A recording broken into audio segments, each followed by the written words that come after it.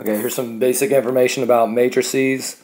It's kind of just a couple definitions, so make sure you pause this if you need to remember what a matrix is and that every number inside is an element. Now this third statement down here is very important. Rows and columns, that's one thing you want to make sure you understand. Everything in a matrix, if you remember that it's rows by columns, that'll help tremendously. Okay, make sure that you understand that rows are horizontal and columns are vertical. So this is one row, this is two rows, and there's only one column here. So we're going to say that the dimensions of this is 2 rows by 1 column. Okay, and the same thing on this second one. This is a row, this is a row, and this is a row. So this is a column, and this is a column. So the dimensions of this are 3 rows by 2 columns. So here's a couple more examples. And again, this is a row. And this is the second row. Here's the first column, second column, third column, and fourth column. So the dimensions on this is 2 rows by 4 columns. Okay, and then this second one, right, we have 3 rows and 3 columns. Now anytime that your dimensions are the same, so a 3 by 3 matrix, a 1 by 1 matrix, a 10 by 10 matrix, etc., we're going to call that a square matrix.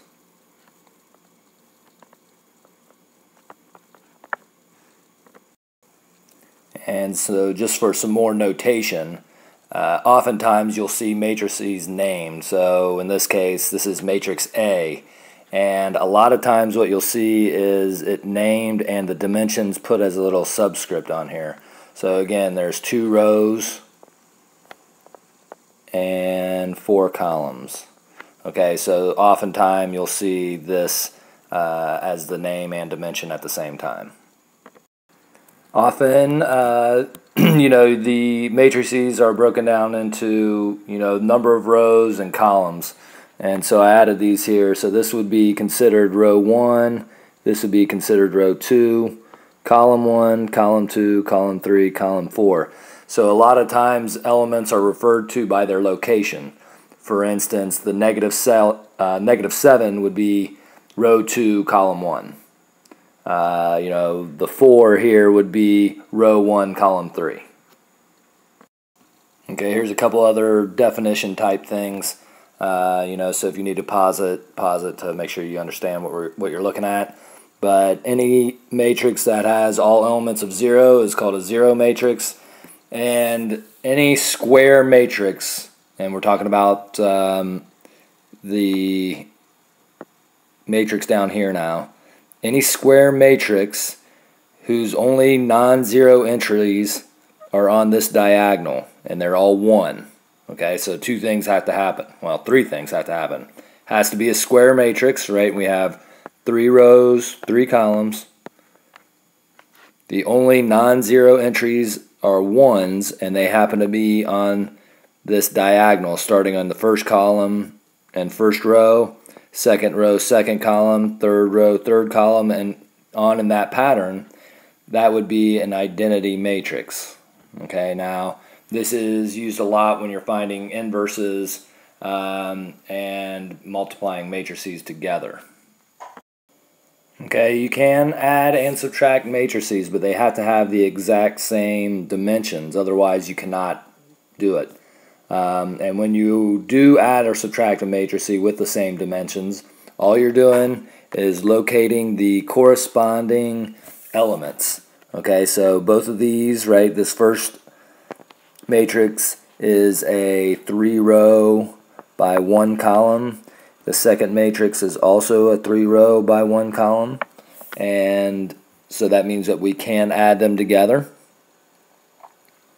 And what you do is just find each corresponding element. So we're talking about in the first row and the first column, we can add those together. So we would get a matrix that looks like 9, 1 and negative 4 is negative 3, 2 and negative 8 is negative 6.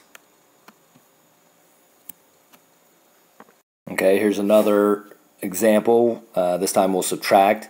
And again, we're allowed to subtract these two matrices because the dimensions are identical. And all we're going through is locating the corresponding elements. And just make sure that you watch your signs. We're going to subtract these. So this is going to give us the same size matrix as both of them. It's going to be 2 rows by 3 columns. And we're going to do 2 minus 8, so negative 6. I'm going to go down the column. 7 minus a negative 9 is 16. Negative 3 minus 0. 10 minus 3. 4 minus a negative 4. And negative 2 minus 8. So there's a couple different ways to multiply matrices, and I'm just going to talk about scalar multiplication real quickly here. This number out front is called the scalar. And all you're going to do is 3 times this matrix here, and all you're going to do is multiply each of the elements by whatever the scale is. So this one's going to end up being 6, 0, and negative 18. Okay, and for one final example of scalar multiplication, we're just going to take the scale of negative 2, and multiply it by every element in the matrix.